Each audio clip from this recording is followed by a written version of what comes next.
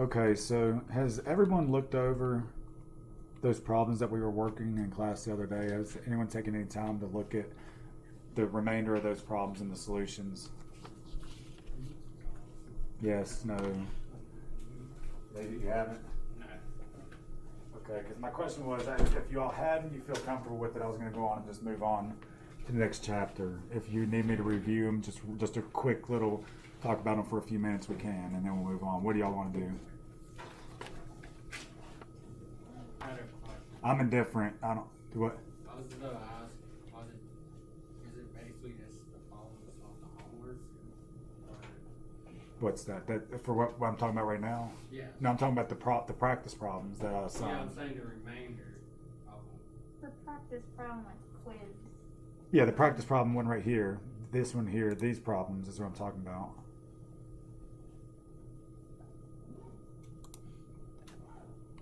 The ones that we were going through the other day in class, there were two left at the bottom. Does anyone need to go over the last two?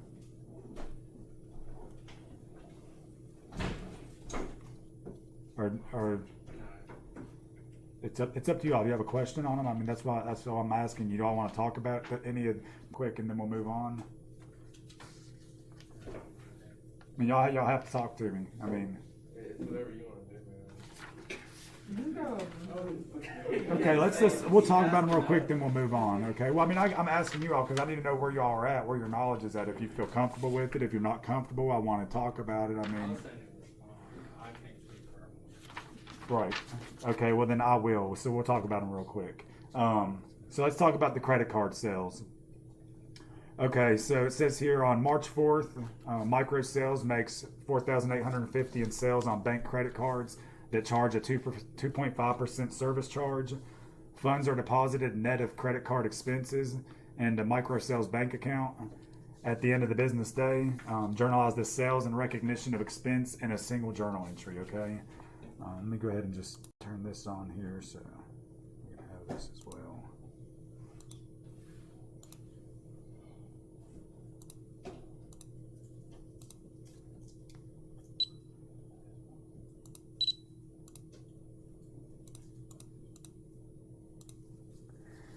All right, this time I'm just gonna sit it down just so we can move through it a little quicker here.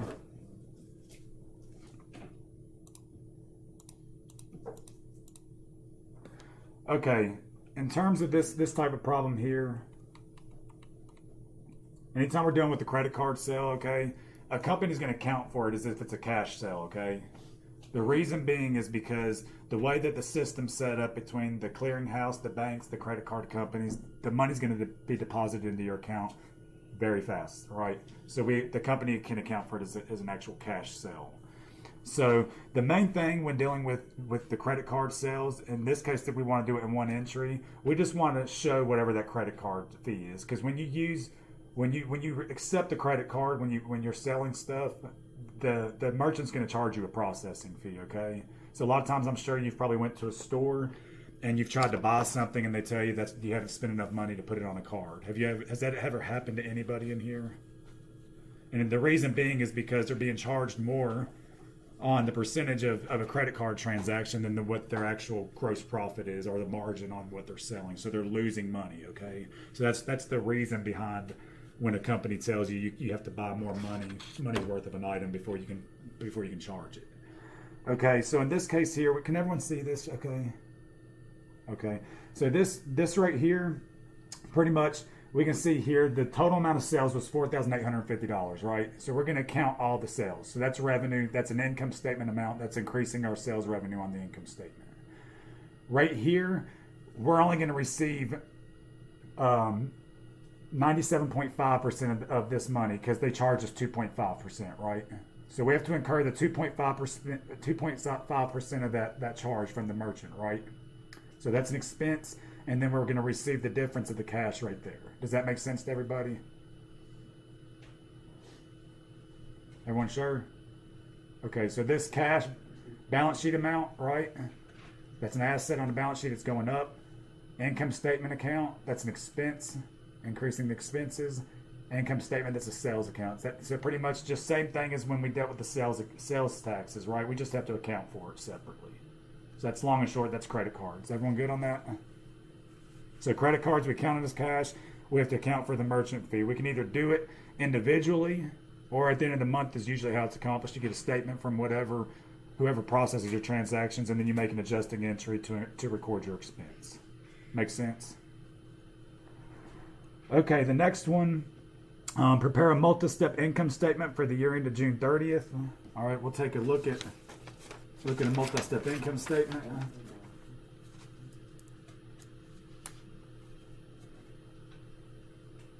Everyone can see that?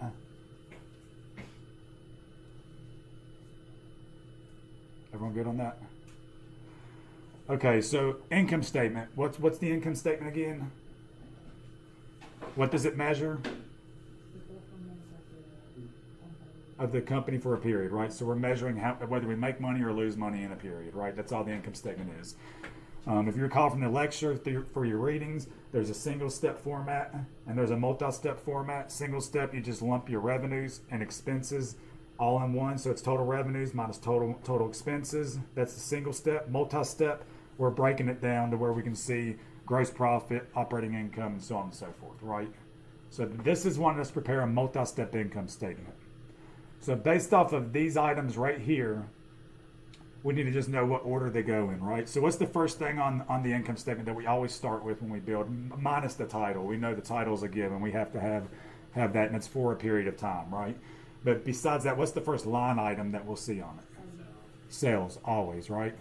So you can see here we have our sales, top line. What's next? We can see cost of merchandise sold, right?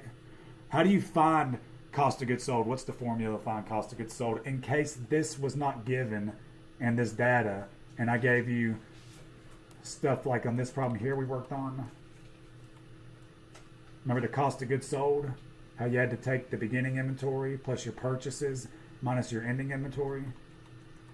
Okay, so I'm just giving you an example how if you were thrown it in a different version or a different format, if this was not given and I asked you to build a multi-step income statement, but I did give you beginning inventory, the purchases, and then the ending inventory, then you would just have to find this, okay? But in this case, it's given. So we know cost of goods sold is always going to be right after your sales, right? Okay, then that's going to give us our gross profit, right? Okay, and then from the gross profit, remember we want to back out operating expenses from there, right? What are the two operating expenses again? I know it's shown here, but what are they? Right. What's the difference between the two? How do we categorize them? What goes in selling expenses? Because see, right now they're just telling us what they are. They're saying, okay, administrative expenses are this much, selling expenses this much. But what if they asked it in a different format? What if they didn't tell you what the actual selling expenses were? They gave you itemized amounts that belong within that category. So what's the rule for putting stuff in selling expenses? What type of expenses go into that category? Give me some examples of things. Advertising expenses, right? Salaries of your salespeople, like sales commissions, stuff like that. Makes sense? The rule is any expense incurred by a company to sell an item.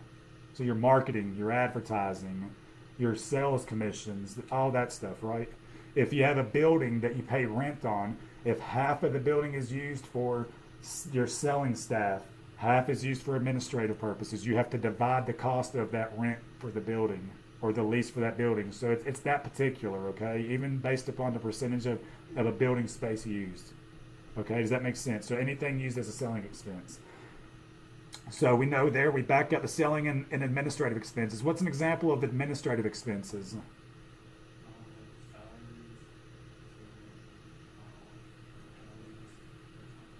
Right, that are not included in selling, right? So like your officers at the company, your accountants, your attorneys, your maintenance people, stuff like that, okay? Stuff like that. Or once again, a portion of a building that's being used for attorneys or accounting in departments and stuff like that. You have to include that part of that cost in administrative costs, right? Does that make sense? So once again, from gross profit, we back out our operating expenses, two main categories, selling General and administrative. We know what the distinction is between the two of what belongs in each one. After we back out our operating expenses, obviously that's going to give us our operating income, right? Income from operations. Everyone seeing that? After income from operations, then this is going to be the section where all the peripheral activities happen, okay? Peripheral meaning anything outside of the main revenue producing activities of a company, okay?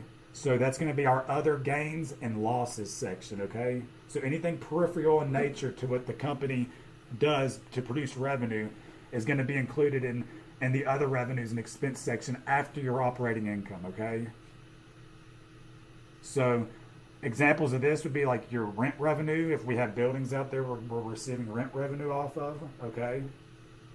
Interest expense, okay? Like if we have a disposition of a fixed asset, meaning if we sell a fixed asset, okay? And if the carrying value, which is cost, less accumulated depreciation, remember? That's how fixed assets are carried on a balance sheet. Cost less the accumulated depreciation gives us our book value. You all remember that? So if there's a difference between the book value and the fair value when you dispose of an asset, that's going to trigger a gain or loss, okay? That's what you're going to plug in as well. Another item that could be in your other revenues or expenses, or other gains or losses section. Does that make sense? Okay? These are just netted together in this section, so a gain offsets a loss, vice versa, okay? And then you'll just have your amount here, and then that's going to give you your net income, okay? Does that make sense to everybody? Okay. The last question here deals with shrinkage. It says the perpetual inventory records of Penny Company indicate that 415,000 of merchandise should be on hand on December 31st. The physical inventory indicates that 370,000 of merchandise is actually on hand. So it wants us to journalize the adjusting entry for the inventory shrinkage for the year ended December 31st, okay? So how do we accomplish that? Subtract?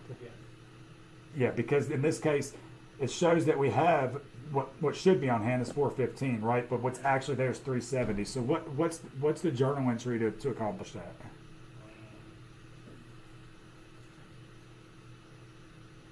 First of all, what is shrinkage? What is shrinkage for a company? What causes shrinkage?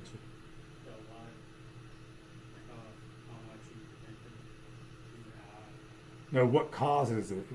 Right, shrinkage is obviously you have a shortage of inventory based upon what your records are showing and what your physical count at the end of the period is. But what causes the variance or the difference between the actual physical count and what your records show? What causes shrinkage? What are some activities that could cause that variance in those two amounts?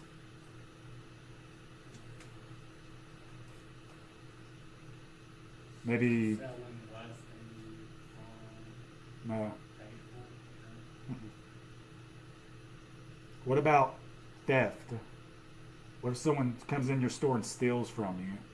Right? We're not accounting for that really throughout the period, so that's one thing. What about just stuff being damaged in your store? Okay, so it could be from employee theft, customer theft, damaged goods, just stuff like that. Okay, so that's the main things that could cause shrinkage. Okay, so that's what shrinkage is, and that's what the root cause of it is. So if we have shrinkage, if we have less on hand after the physical count than what the records show, then what's the journal entry we have to occur? So if we've lost goods, if someone stole from us, then obviously we've lost value, right? So we have to incur what? Right, because it's related to merchandise. Our loss is related to merchandise, right? So the entry, debit cost of merchandise sold, right? Because what's the direct relationship to inventory? If we're going to expense inventory, or if we're gonna sell inventory, what's always the journal entry under perpetual? If we're selling it, what is it? Cost of goods sold, debit cost of goods sold, credit inventory, right? Because that's incurring a cost, reducing your inventory. So since it's related, The shrinkage is related to inventory. That's your entry. Cost of merchandise sold, credit merchandise inventory. This incurs the cost for the amount of value you've lost with your goods that were stolen or whatever, obsolete. This right here reduces your inventory on the balance sheet to what the actual physical count was. Does that make sense? Everyone understand that?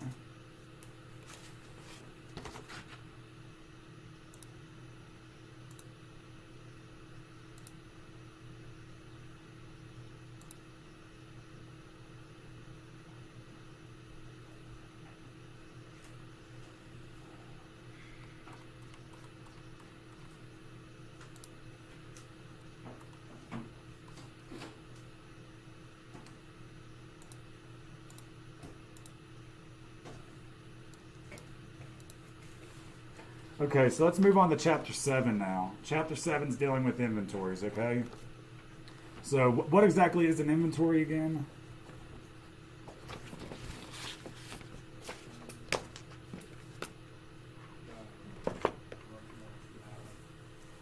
Right, so it's just merchandise a company is holding to sell, right?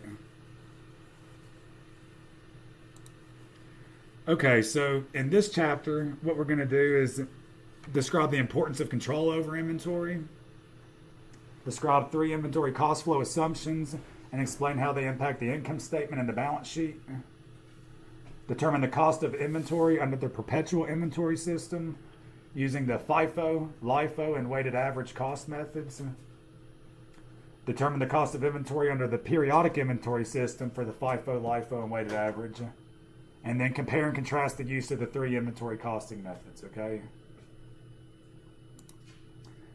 Next, describe and illustrate the reporting of merchandise inventory in the financial statements. Describe and illustrate the inventory turnover and the days sales in inventory, and analyzing the efficiency and effectiveness of inventory management. And then if we have time, and I'm still determining if I'm going to cover this or not, the appendix section of this is dealing with the gross profit method and the retail inventory method, okay? So I'll decide on that and see how we're progressing through these other methods, if I'm going to throw that on you or not, okay? Because inventory is it's a pretty sophisticated process for companies, so just bear with me here, okay? So the first thing, control of inventory. So obviously, control of inventory, we need a good control of it because we could be susceptible to theft, right? It could be damaged, all these things, right? So we want to safeguard our inventory. So once again, the primary objectives of controlling the inventory: safeguard it from damage or theft, and then report inventory in the financial statement. So we want to make sure we keep it safe, and we also want to make sure we have track of what we actually own, right? So the purchase order authorizes the purchase of the inventory from an approved vendor. The receiving report establishes an initial record of the receipt of the inventory, okay? So it says here the price, quantity, and description of the item is on the purchase order and the receiving report. I'm sure everyone's probably ordered something from Amazon, something of this sort, so you're familiar with these terms. These are pretty basic as far as just dealing with transactions between an individual and a company. That's just keeping track of in the subsidiary. This is just example of security measures: storing inventory in areas that are restricted to only authorized employees, locking high-priced inventory in cabinets, and using two-way mirrors, cameras, security tags, guards. We all know this stuff. This is pretty much common sense here. Okay, for reporting inventory, a physical inventory or count of inventory should be taken near year end to make sure that the quantity matches whatever we have on our records, okay? Okay, so I'm not really going to get into the numbers here. I just want to tell you all, we have 3 major cost flow assumptions, okay? First of all, let's talk about what a cost flow assumption is. Does anyone want to take a stab at what a cost flow assumption is in terms of inventory?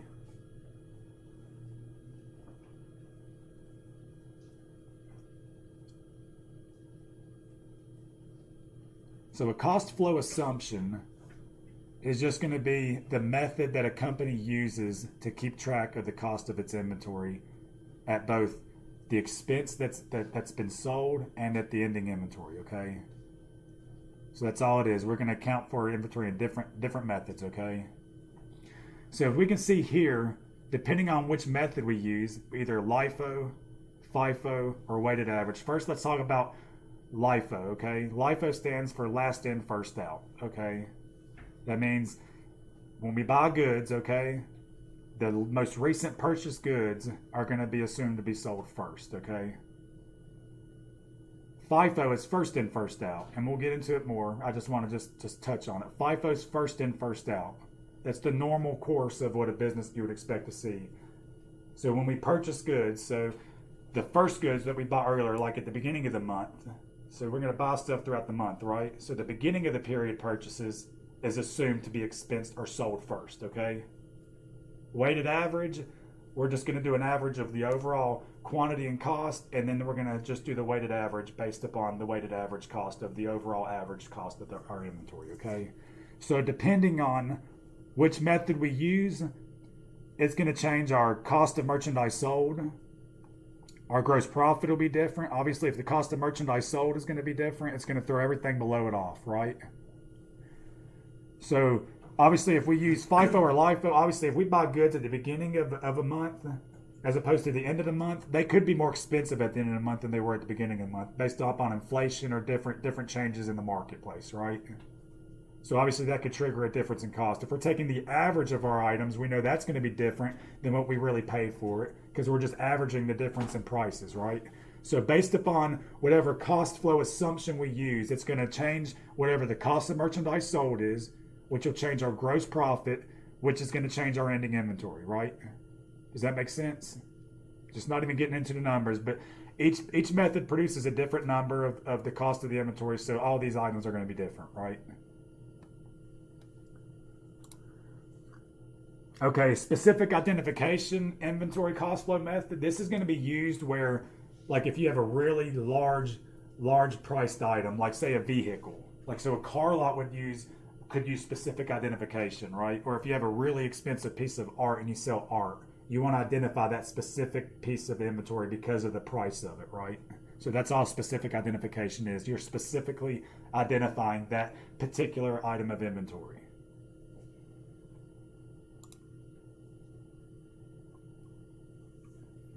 Let's do this one first. So once again, first in, first out, FIFO. Let's talk about FIFO. The first units purchased are assumed to be sold first, right? The ending inventory is made up of the most recent purchases. So if I bought inventory in the month of January, and I bought like on January 1st, 2nd, and 3rd, I bought some inventory, and then on like 27th, 28th, and 29th, I bought some more inventory. Under FIFO, if I sell the amount of, like say I bought 10 units on each day, right? So I have a total of 60 units. Say I sold 30 of them. Under FIFO, I'm going to assume whatever the cost of the ones I bought on the 1st, 2nd, and 3rd is going to enter into determination of cost of goods sold. Does that make sense? The items I bought at the end of the month is going to be what's not sold. So that's going to be the cost of those items is going to make up my ending inventory. Does that make sense to everybody? Okay, now let's flip the coin now. Last in, first out, right? Opposite side, opposite end of the spectrum here. Now we're assuming the items that I purchased at the end of January, whatever those costs of those items are, those costs now are going to enter into cost of goods sold. And the items I purchased at the beginning of the period are now those costs are going to make up my ending inventories because I'm assuming that the last in are the first out. Does that make sense? Anyone, does that either FIFO or LIFO not making sense? Okay, the weighted average cost method. The cost of the units sold and an ending inventory is just a weighted average of the purchased goods. So if you have 30 goods and 30 overall units at a price of $100, then you just do your basic, you just do your math there, just the average of whatever each unit would be based upon the overall price of all the units and the overall number of units. Okay, so that's pretty simple, right? Just the average cost of how much you would pay for something. Okay, so let's look at an example here. Right here.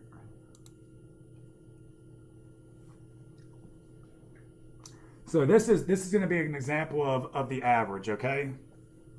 So if you can see here, we have 3 different units, right? We can see the cost of each one of them.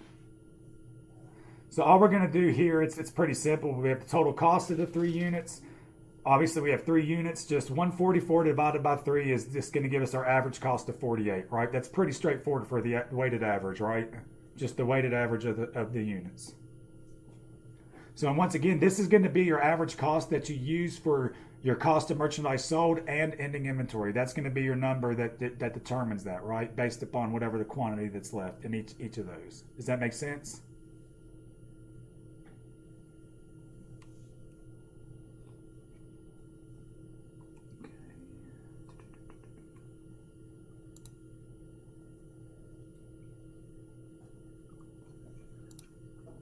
Just give me a second, find my slide I want to use.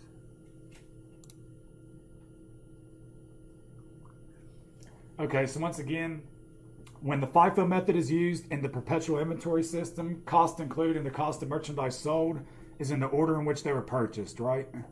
So FIFO. So obviously we're buying goods and then we're selling them in the same order in which we buy them. So the earliest ones we buy are the same ones we're selling, right?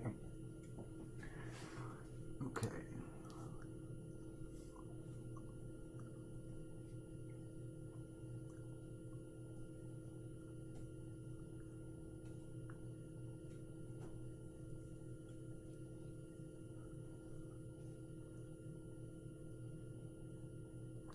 Let's just go to a problem here.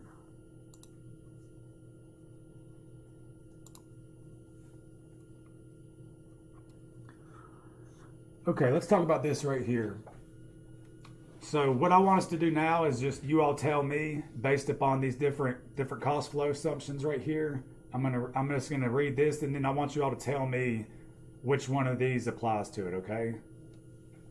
So the cost of the units sold and an ending inventory is a weighted average of the purchase costs.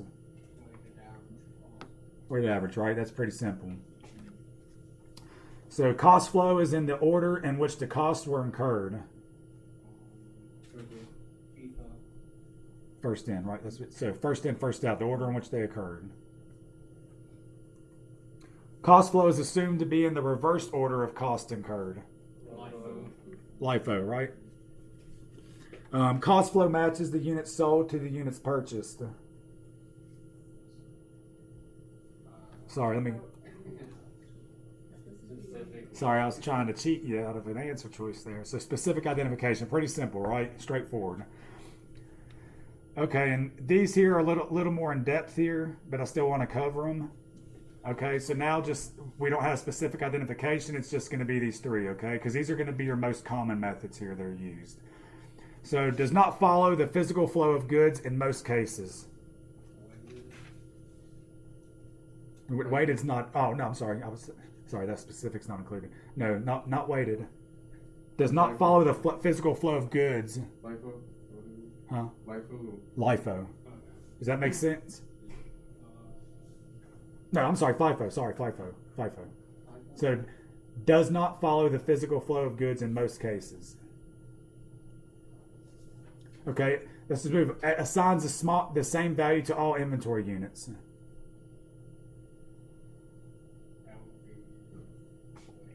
Weighted average, right? Because we're just finding the weighted average and we're assigning it to both the cost of goods of merchandise sold and both ending inventory. So the weighted average is assigning the same amount to every single unit. Never results in either the highest or lowest possible net income. Okay, let me talk about this for a second. So we know in business, right, just in life in general, prices tend to go up because of inflation, right? Okay, so let's talk about this based upon LIFO and FIFO. Okay, so it's going to be one of these 2 answers, okay? So it says here, never results in either the highest or lowest possible net income. All right? So let's talk about periods of rising prices, okay? So meaning periods of rising prices, inflation is going up, right?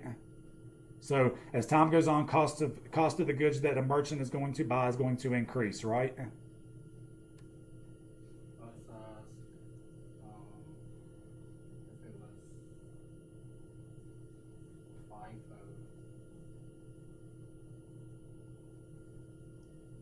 It's FIFO. Okay. Yeah. So let me just talk. Let me go ahead and talk about what the difference with rising prices is. Okay. So if you're using LIFO in a period of rising prices, okay, then your net income is going to be the lowest. Okay, and this is why it's going to be the lowest. If the prices are rising, right, and you're using LIFO, so the goods you purchase near the end are going to cost more than the goods you purchased up front because the prices are getting higher, right? But we're assuming we sold those first, right? Last in, first out. So if the price is going to be higher, we've already got our sales price set, but if the prices is higher, then our margin is going to be lower, right? So net income is going to be lower. Opposite. If we use FIFO, then the opposite will be true. It's going to be higher, right? Because the goods purchased earlier cost lower or cost less. So we're going to have a higher gross margin. So net income is going to be higher, right? Does that make sense? So anytime you see a problem like that, that's what it's talking about, okay? It's dealing with, you just have to know, okay, if inflation's going up, if we're using LIFO, then our gross margin is going to be smaller, okay? Okay, rarely used within a perpetual inventory system.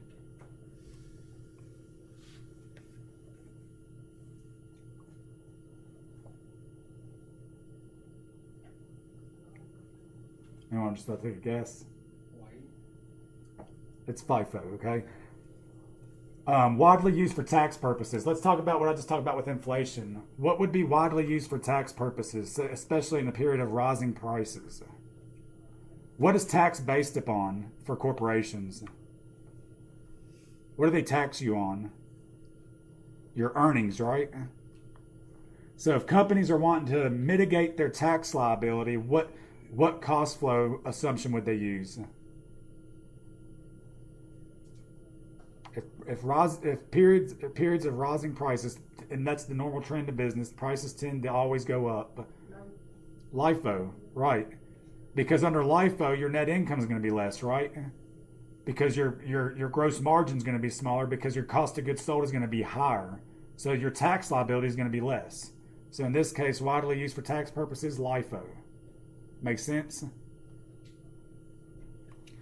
Prohibited under the International Financial Reporting Standards. This is LIFO, okay? LIFO is not permitted under IFRS. Produces the highest ending inventory when costs are increasing.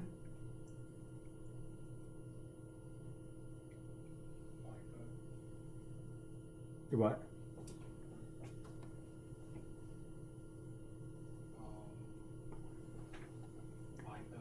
Produce the highest ending inventory when costs are increasing. FIFO. Does that make sense? Yeah. That's what you're right. Yeah. It makes sense though? Yeah. I thought you were saying it was wrong. No, you're right. How was it? Because the highest ending inventory, if the prices are increasing, FIFO, we're assuming we're selling the goods that cost less earlier in the period. So what's left over, your ending inventory is going to be worth more under FIFO, right? Because the goods left over at the end, left in inventory, cost more.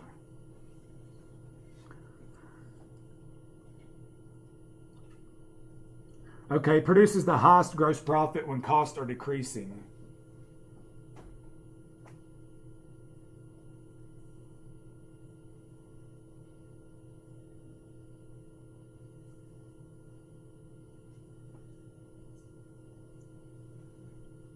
Be LIFO, right?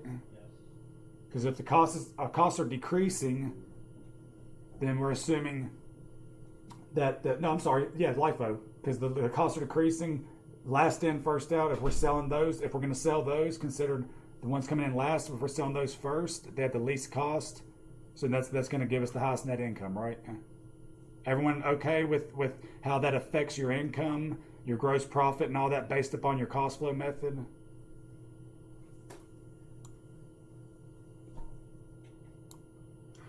Okay, let's look at this problem here. Let's assume that 3 identical units of merchandise are purchased during October as follows, okay? So we can see here on the left we have the date, the amount or whatever the purchase is, the amount of units, and then the cost, okay? So it says assume 1 unit is sold on October 31st for $28. Determine the cost of merchandise sold, the gross profit, and ending inventory under the FIFO method. So what's the first thing we need to do on this?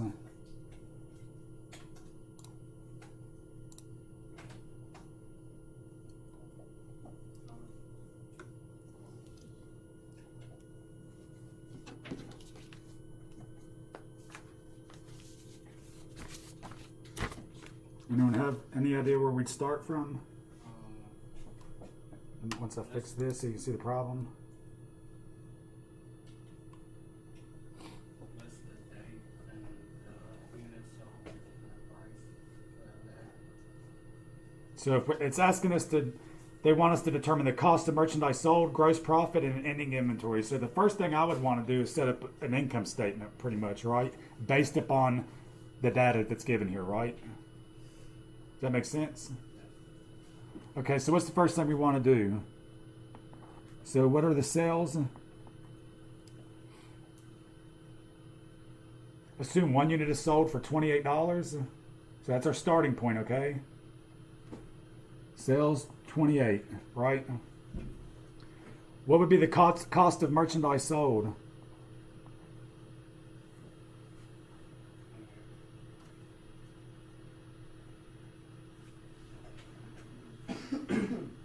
We're using FIFO. We sold one unit. What does FIFO mean?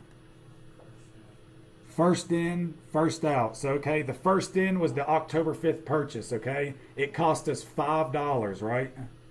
It says here, we sold one unit for $28. So we know the sales is 28. Cost of goods sold. So what's cost of goods sold if we're using FIFO? We sold one unit. It's $5, right? Because it's the first in. So that's going to be our cost is $5. So obviously we know the gross profit is $23. Okay. So now what is going to be ending inventory?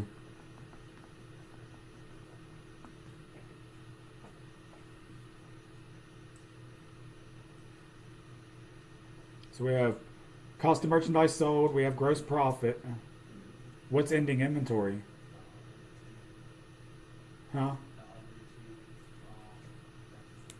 The goods that are not sold, right? That's what's still on hand. So if we purchased all these and it's FIFO, that's our sales 28, cost of sales because it's first in, first out. We sold one unit, that's the 5. We have these 2 units still on hand, they're unsold, so that's ending inventory is 15 plus 13, right? So ending inventory is 23. Or I'm sorry, 28. Can't even add. Sorry. So 28. Does that make sense? Does it help seeing it? Let's look at one more. Same data. Pretty sure. Yeah, same data here. Okay. Now let's do the same thing, except this time let's apply LIFO. So what's the first thing we want to do on these types of problems here? If they're asking us for cost of merchandise sold, gross profit, and ending inventory, what's our first thing that's going to be relevant for us that we need to do?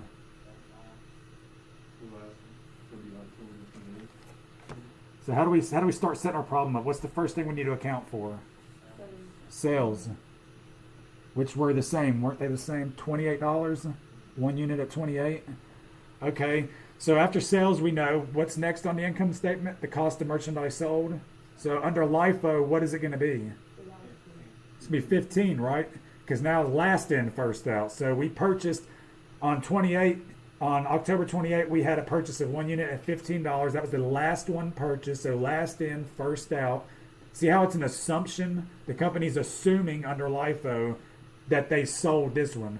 Now, that doesn't mean necessarily that that's what truly happened. We might have sold different goods, but we're assuming that it's the last one. That's why it's a cost flow assumption, okay? It's just a theory of how they expense stuff through and carry their inventory. So in this case, right, the cost of merchandise sold is the $15. Obviously, the gross profit there, 13. Okay, so then in this case, what is ending inventory? 18, right? What makes up the 18? The first two, right? The items that are left over at the end of the period. So what was that? 18. Okay, let's look at one more. You okay? Huh? Yeah, I'm good. Yeah, I'm sure. I just didn't know if I'd changed the slide too fast. Okay, same data, okay? This time, weighted average cost. Let's find the same stuff. So what's the first thing we want to do with this type of problem? Put the sales up. The sales, right? So sales were $28, right? Now in this case, what's the cost of merchandise sold under the weighted average method?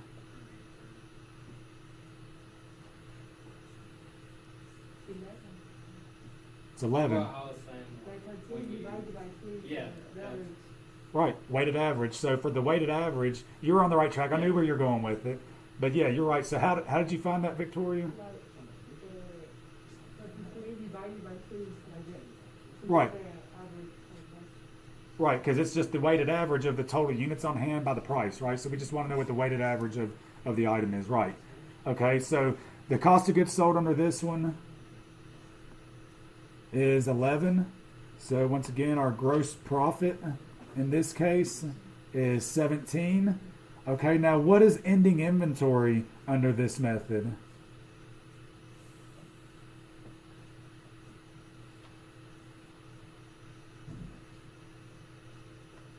You said wait. Ending inventory under the weighted average. Think about the rule of weighted average.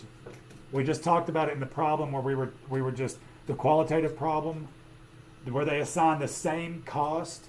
Remember under weighted average, the same cost is applied to cost of goods sold and ending inventory for per unit. So if that's the case, then what's going to be the ending inventory? 5? It would be 5. Under weighted average, the same cost per unit is used to determine cost of goods sold and ending inventory. So if we're using the same, the ending inventory, what'd you say? She said 33. 33? No. Come on. The same cost per unit is used to determine cost of goods sold and ending inventory. Okay, so we know 33 divided by 3 was what? It's 11. We sold how many units? 1, right? So if the cost of goods sold was only 11 because we sold 1 unit, if we would have sold 2 units, what would the cost of goods sold been? So if there's 2 units left over and we use this same cost to assign cost of goods sold as ending inventory, if there's 2 units left over, what's the cost of ending inventory? 22. So we use the amount that you found, right?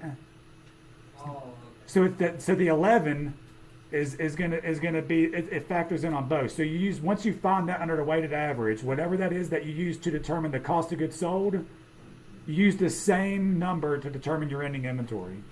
So it's the same method. So once you find it here, you just multiply. If you sold 11 times however many units you sold. In this case, it was 1, so it was 11. In this case, ending inventory used that same number to determine ending inventory. In this case, there's only 2 units left over, right? Does that make sense? So is everyone okay on the introduction to inventories, the difference between the weighted average, FIFO, and LIFO, and specific identification? It makes sense so far. Okay, cool. We'll continue on with this chapter on Monday. Everyone have a good weekend and continue working on the assignments that are posted and available. And I'll see everybody on Monday. Thanks again for your time.